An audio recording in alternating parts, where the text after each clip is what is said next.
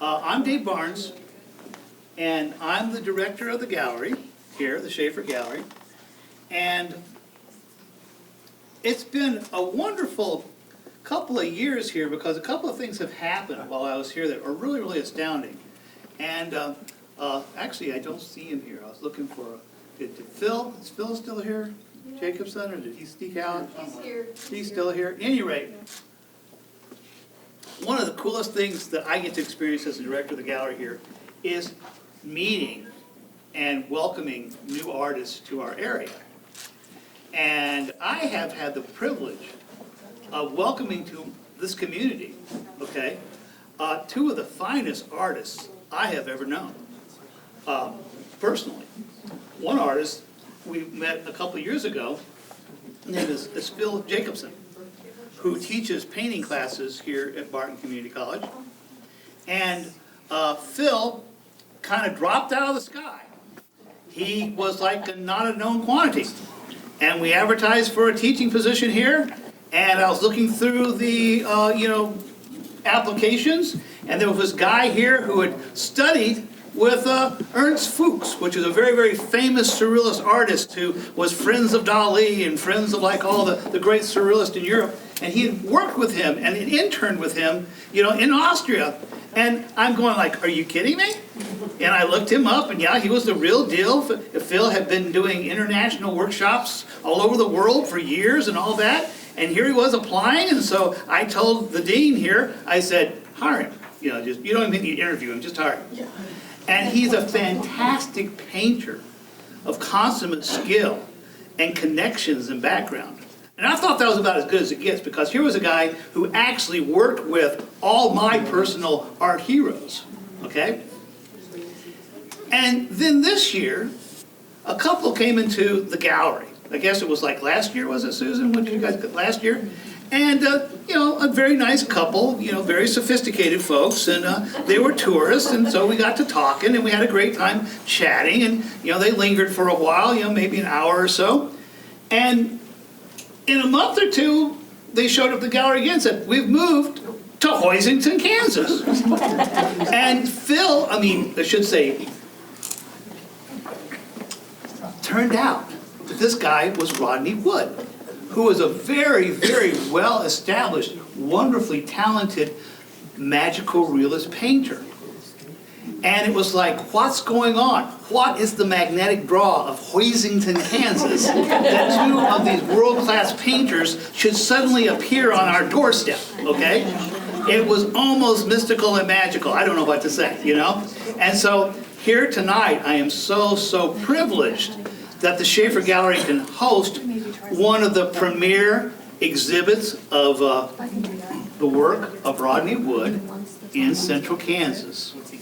And so I'm not really going to say a lot about him because I know he's really good at talking about himself. So tonight we're going to have Rodney Wood say a few words about his work and about the show that you're visiting and you're going to see that you have, if you haven't already gone through and seen.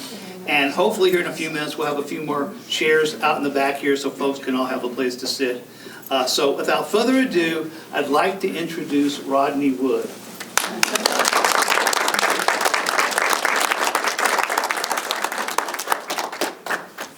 If only I could sing. Thank you for coming.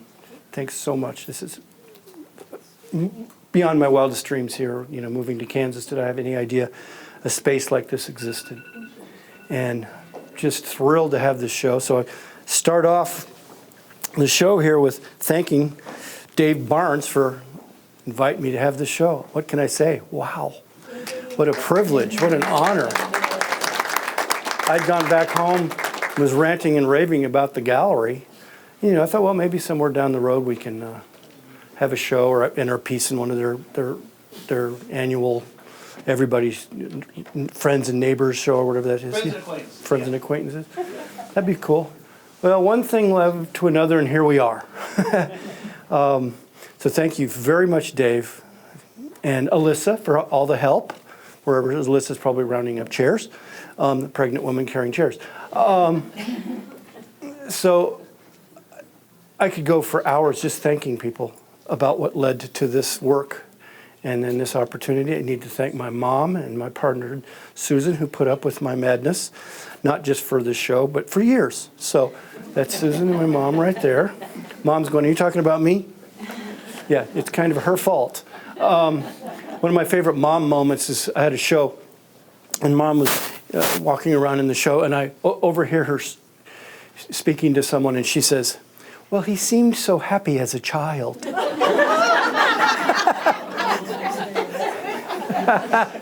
So it's kind of her fault. So one of the things that's so amazing to me about this opportunity is many of these pieces have not been in the presence of each other ever. You'll hear a little bit later about how I transformed from being a 3D artist into becoming a painter. Some of the sculptures and things here, the paintings didn't exist. I had to borrow those back. I'll tell you a little bit more about that later. So to see some of these together is just like, wow, how cool is this? I've only one time have I ever had a show that had some of my paintings and photography in the same show. And the paintings were in one room and the scary photography was downstairs. So to see them next to each other, it's just like, wow, this is cool, you know? And Dave, they do such a great job of exhibiting pieces, and everything's so perfect. I can't wait to send friends back in Colorado pictures and say, neener, neener. So we're going to go through, and I'm not going to talk about every piece, but this is a taste of kind of a retrospective of the processes that I started. I spent most of my life as a jeweler, metalsmith, 3D guy. Things changed with some surprises. Photography was always a good tool for me, but it was more of a tool, resource, not necessarily an art medium that I would have shows. First time I had a show was that Candle Power show in back there in a very prestigious photography gallery. She invited me to have a show, and I said, well, that's interesting because I'm not a photographer. And she said, well, you are now. Thank you. So we're going to go through, and so, Brooke, thank you. So these are just some images from the past. I mostly did one-of-a-kind pieces for a long time. Whoops, we're doing some technical things. It's okay. And I didn't even touch it. It wasn't my fault. So this is, we'll make sure we're going to start scrolling through. There we go. So you'll see some overlapping concepts. I did a lot of things with symbolism, multiple cultures. Isn't that on auto? Is it on auto now, Brooke? I thought it was, but I'm also just clicking the button. Okay. I don't know. You can tell me when to hit it. Because they're scheduled to go about every 6 seconds. No, see, we're going back. It's okay. We'll figure it out. Yeah, there you go. Slideshow. Click. There we go. Yeah. Click. Okay. 6 seconds. Will it change? 8 seconds. Yes. Now we're set. It's on a loop. So this is what I did a long time. Again, most in the beginning was all one-of-a-kind pieces, vessels, jewelry. Some of them utilitarian, but mostly unique one pieces. I ended up doing large lines of jewelry. I had jewelry shown in Neiman Marcus for a while. That was a line. They weren't one-of-a-kinds. But sculpture was also part of it. These are not necessarily in chronological order, but somewhat. When you're a sculptor, everything, where's Erica Nelson back there? She knows everything in the world is an art material. So this is one series that I did. And I kind of limited myself to 5 different mediums, 5 different materials. So that was a whole series. I often worked in series. Sometimes a theme for a show, but that's from that cycle.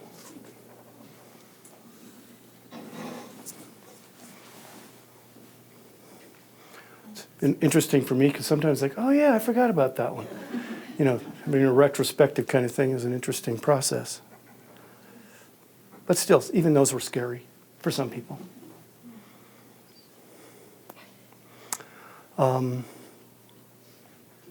I love the title of that one. That one was called A Sudden Rush of Echoes. I just thought that was a really good title.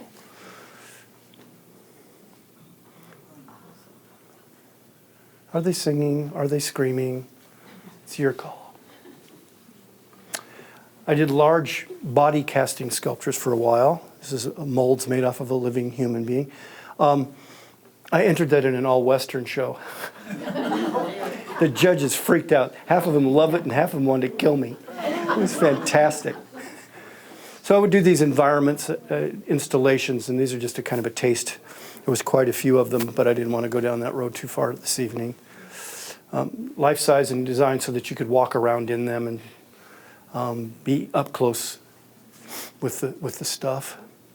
Photographs, again, most of the time I used photography as a reference point, not necessarily as photographs. Amazing story about that one is that my work was referred to as occult penetralia, and penetralia is the hidden secret spot in old houses in particular. So I went into an old house and took photos with models in this old empty house, and it was really an amazing experience. And not very often do they turn into paintings, but sometimes. One of the reviewers looked at this and said, I didn't even know they still had those tuberculosis centers available. Where'd you get that photograph? So from another time. For me, stories, feeling, emotions are more likely my motivation and inspiration. I like it when it's, I like to explore the world. I like to explore my own feelings, other people's feelings, unique environments. That's what inspires me. So drawing was also something I did a lot. I used drawing when I was doing metalsmithing and jewelry. And sometimes they were just essentially doodles, fun of Prismacolor pencils. And so drawing was an active part, but I never was a painter. I wasn't a painter for a long time. And again, most of these were for myself. That actually was a photo that came at the same time as the photo of that giraffe back there the same day at the zoo. And that was a drawing I did that ultimately led to another painting in there, even with a different woman used. I have a thing about mythology, mythology, religions, belief systems. I'm mostly fascinated by what they have in common, not what is different. So a lot of times, I'm sorry, that would be a cool tattoo. It would hurt. It'd take a long time. Yeah. So by nature, I was a person who worked in a lot of different mediums. But mostly it was three-dimensional with some drawing. I did some printmaking for a while. I was always playing with materials. This is from another animal series of animals colored wrong. That's a crocomelian, in case you didn't watch the Discovery Channel. And that's a frogopotamus. So I'm not always dark, but I'm always a little twisted. A zebraf.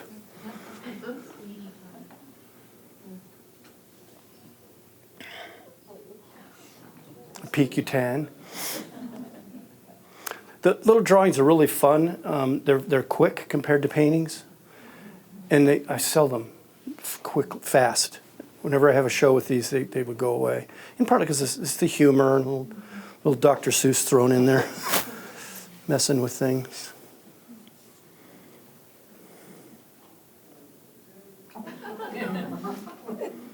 If Tim Burton was a walrus,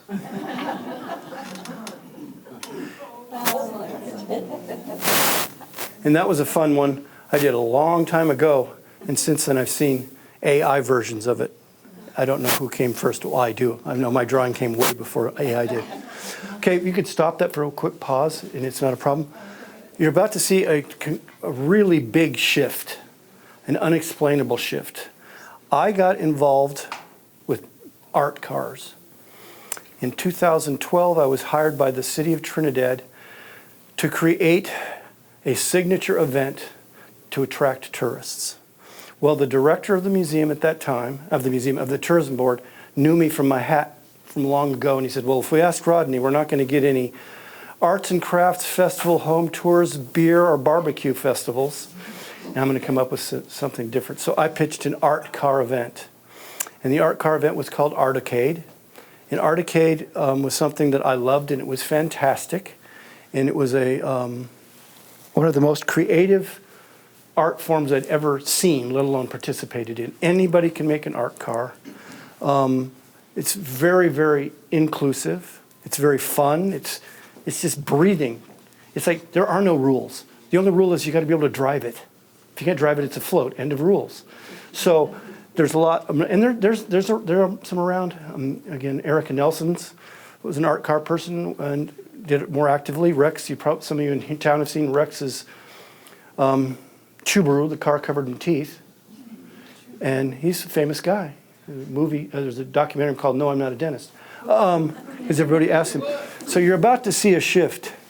Mr. Wood, use your hog calling voice. Okay. I hear you back here. So art cars was another one example of my life tangents. I'm going this way, and I think I'll go over here for 10 years, 5 years. So I got involved in art cars, and I've participated in making 5, 6 of them, but one thing led to another. All of a sudden I look, I've got keys to 25 art cars. What the hell happened there? And I made some of them, so we ended up opening a museum. We opened a museum called Art Cartopia. It got wildly popular, national coverage. Roadside America loves us. You know, we're in the same realm as the Grassroots Art Center and Lucas and all that. We're in that kind of a website. It just took off. It was a wonderful monster that I created, and I loved it. One of my favorite lines on a grant was, "We have art cars made by kids, quilters, Christians, cops, and convicts." And that's true. I made art cars and worked with inmates to make 4 art cars in prison, in the yard at prisons. And then that afternoon, I would be working with kids. I mean, it was great. So if you look up my name and you Google Rodney Wood, you're going to see a very weird combination of these paintings and wacky art cars. So you can start that. I just wanted to stop it for a moment so that you can wonder what the heck happened there. That's one of my earliest ones that I did. And what do you call a van covered with eyes? Ivan, of course. Ivan had 2 or 3 different versions. So there's more of the 3D ones. Do you still have that one? That was supposed to be out here tonight, looking just like that, but it had mechanical issues because it's an art car. If you take a brand new battery and walk by an art car, the battery will be dead by the time you get to the other side. So this is what we're seeing here with the art car world. That's the one that's outside. It's called the Mother Ford, not the motherboard. The art car nation can't help but do puns. It's a law. So these are just a taste of that world. It was the most important thing I ever did as an artist. It was giving back to the world, it was giving back to me. It impacted so many thousands of lives. It was fantastic. This is another one that I own that's here in town. I'll be doing a couple things. I'll be taking that to a couple of the library programs. And this was over 200 people were involved in creating this. My basic idea, and then a lot of helpers and people taking on certain roles. And Amanda and Randy are sitting here. They helped on that. See, here's Randy's poem right there. Randini. Oh, boy. You got to read quick.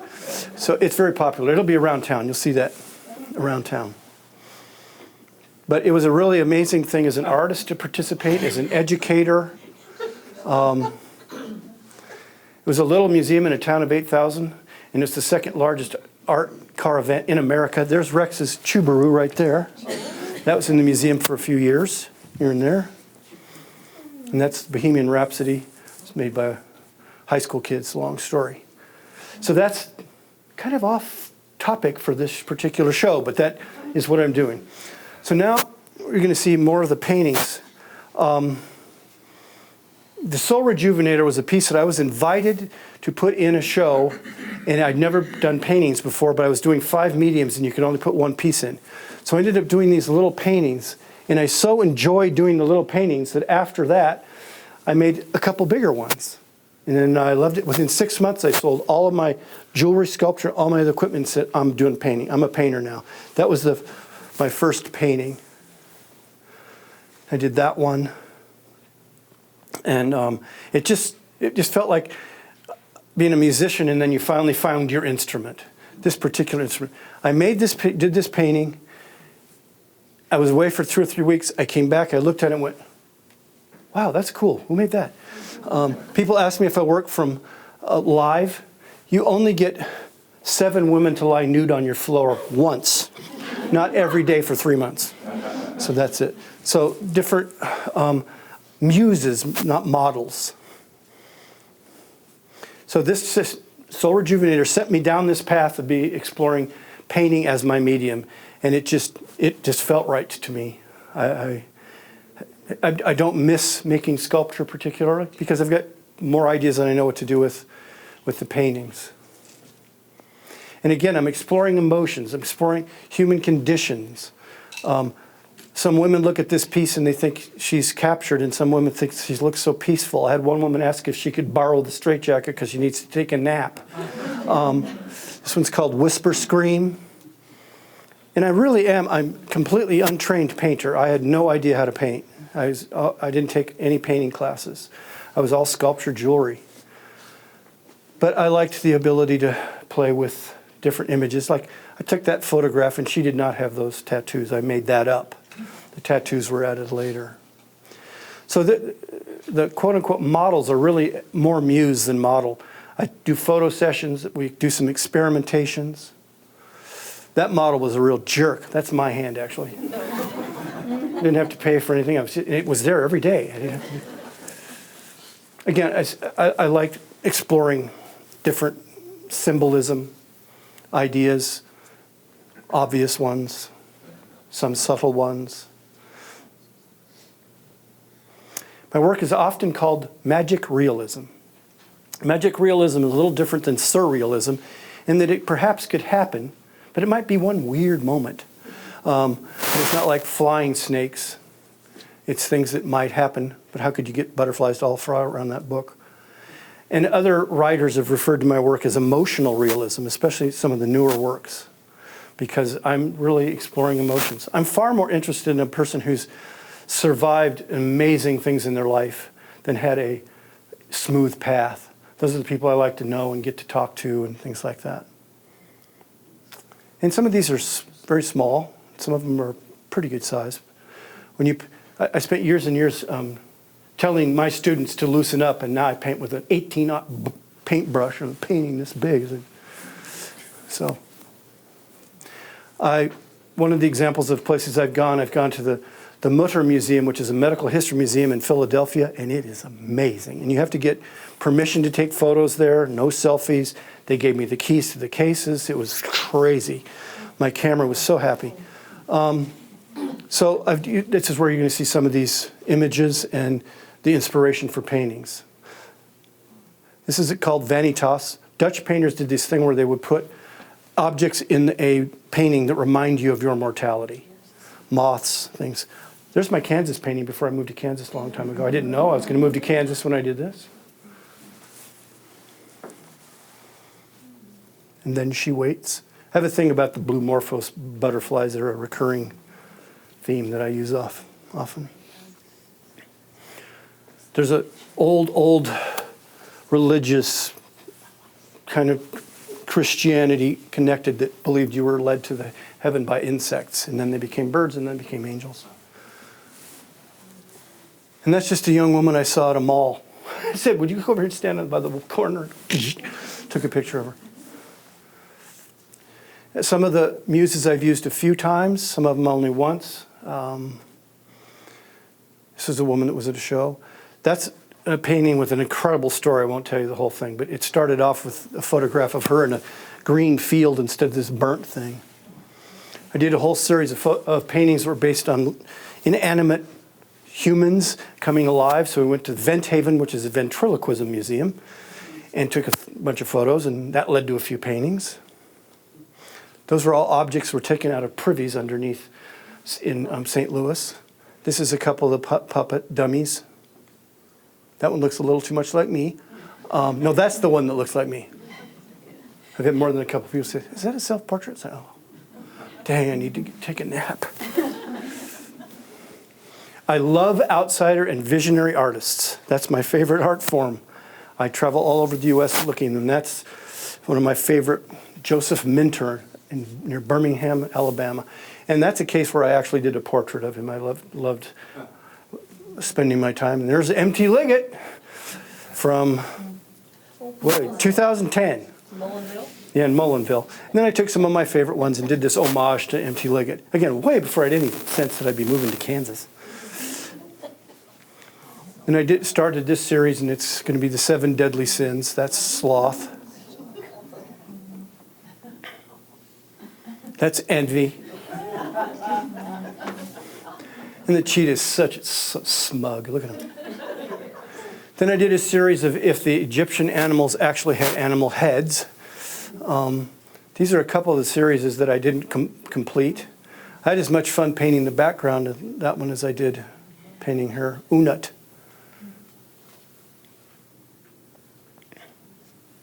So I do, again, series, sections. This is where the sculptor and me still had some tools to play with. And that's the outside, and that's the inside that opens up in like a shrine, altar piece. I had a thing about, I did a series of angels. I waited for close to a year until I met the muse. I didn't just take anyone I could find. I finally met 2 people that I thought would be great inspiration for that topic.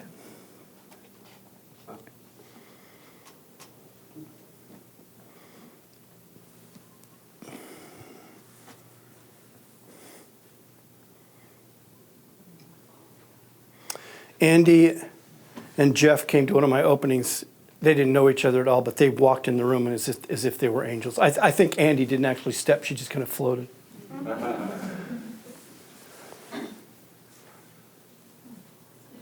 That's based on a Scandinavian folk tale. That's from one of the medical history museums. I think that's the Walter Reed or the Surgical Science in Chicago. I'm not sure. It's another one from the Mutter. The Mutter Museum is this amazing thing. As an artist, as a science person, whatever, my camera was so happy. I was thrilled. And she said, well, you want to go to the storage rooms? I'm like, oh, yeah.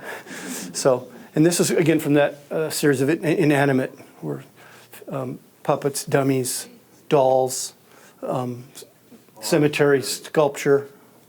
That was in St. Roch's, a little chapel in a cemetery in New Orleans. They had just restored it, and then Katrina came and ruined her. And some people were so bummed. I'm thinking, oh, this is way better. For me personally, I like the image of her cracking instead of being all shiny and new. This is one where I had to stand on top of the truck in a cemetery because I couldn't get a good shot from where I was. That's cool. This one's in the arms of Morpheus. Alluvian. And those are both large paintings. Those are 2 of the largest paintings I ever did. The last one I did about this many of the leaves and thought, oh, crap, this is going to take forever. Some of my photos lead to a very literal translation. In this one, Asylum, I made her much younger. That's the same woman that was under the leaves in a national monument in New Mexico. I had to take photos fast. And this one's very literal. Kim is a remarkable survivor. This is called Survivor. She had many deaths in her family, and so I said do that. And that's Kim also. And no, she didn't have an iguana on her head or that arm tattoo for the photo sessions. And this one is me messing with mythology. It's fun because people creep. This is one of my favorite paintings, partly because it was so fun to paint. It's called The Collectibles. It's getting like these little teeny paintings I get to paint. That's The Apprentice that's here. That was my 3rd run at Fire. Fire's a little tough.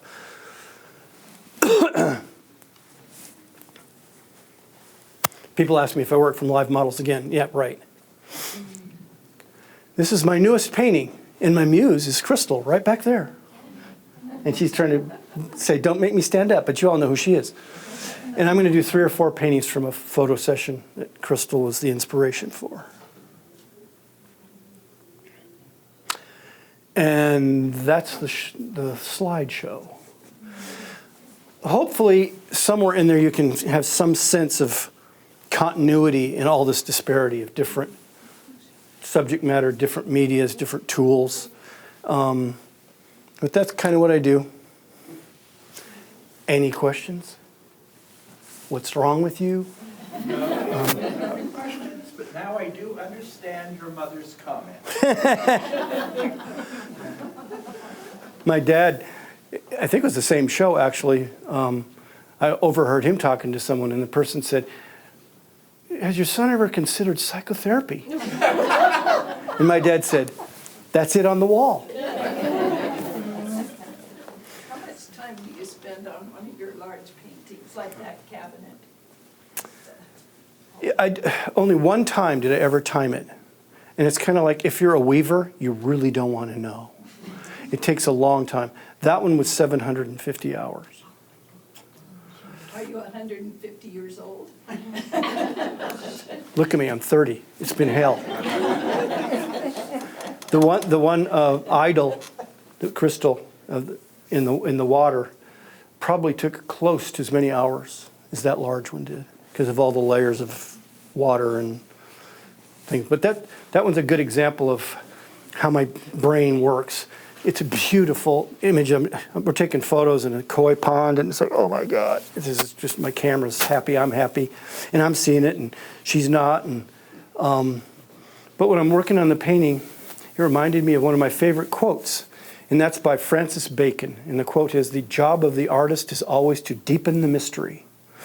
So when I'm looking at that painting after I've been working on it for a couple of months, I'm thinking, this is beautiful, it's pastoral, it's idyllic, thus the title. It needs a snake to deepen the mystery.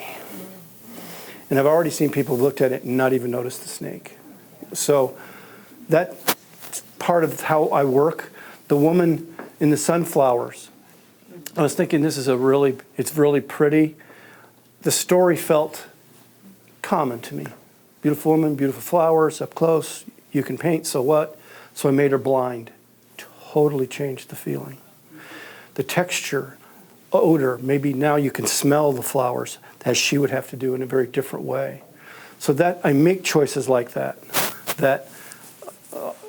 pose more questions than offer answers, or make you have some sort of a perhaps visual engagement or something in your brain, a story or something that touches your heart and every once in a while touches someone's soul. That's my goal. That's what I'm doing. I'm doing it for myself while I'm doing it. And it's not that I expect everyone to be creeped out by a snake, but I want to deepen the mystery. And then I want to step back and listen to people and see where they go. I rarely describe what I was trying to say. It's more interesting to me by far than what was I thinking? Well, a lot of times I wasn't thinking, I was feeling. That sounds trite, but it's true. And I had to show the one boy, the boy underneath the sticks. I look over, and standing in the corner, 4 young men. I'll call one of them Hunter and Chad, and the other two was Snake and Slade. Snake and Slade were young, completely tattooed, pierced, badass-looking punkers. And one of them didn't have his mohawk off, but it was down here. And the other 2 guys looked like they escaped from a bank. They had on blue suits and a red tie. And they were all talking about the painting. And I'm like, oh, my job is done. I get choked up because that's the payback. That's the payback when you create a piece of art that can somehow engage. And it can be through humor. It doesn't have to always be dark and all that. But just that it does something more than be pretty on the wall. I had one of my galleries was showing my work in Santa Fe. And she said, your work is fantastic, but it's really difficult to market. And I said, oh, really? And she says, yeah, it's just way too emotional. She says, it takes courage to own one of your pieces because you put that on the wall and everybody that comes to visit that person's going to wonder why you own that piece and want you to talk about it. As opposed to, yeah, well, that was a sunset, in the Badlands, something like that. So that's the payback for me. So again, I keep going on. Is there more questions? Keep it simple. I have no idea what I'm doing with paint. I use oil paint, turpentine, liquid, which is a dryer, and really tiny brushes. End of technique. Well, I beg to differ. Rodney, you're a virtuoso technician. You know, the product that you produce, you know, like is an example of that. It proves that point. But you know, one of the great things about this kind of an evening here at the Shafer is that we have Rodney with us. And so what I'm going to do is I'm going to say, and don't rush him all at once. Don't corner him and like suffocate him. But like, we're here and the art is here. So please take advantage of Rodney being here to drag him to your favorite painting and make him tell you the story of that painting. Because Rodney, if nothing else, is a consummate storyteller. And we need to take advantage of that talent and of that proclivity tonight. So let's thank Rodney for his presentation, and let's take the opportunity to... Thank you.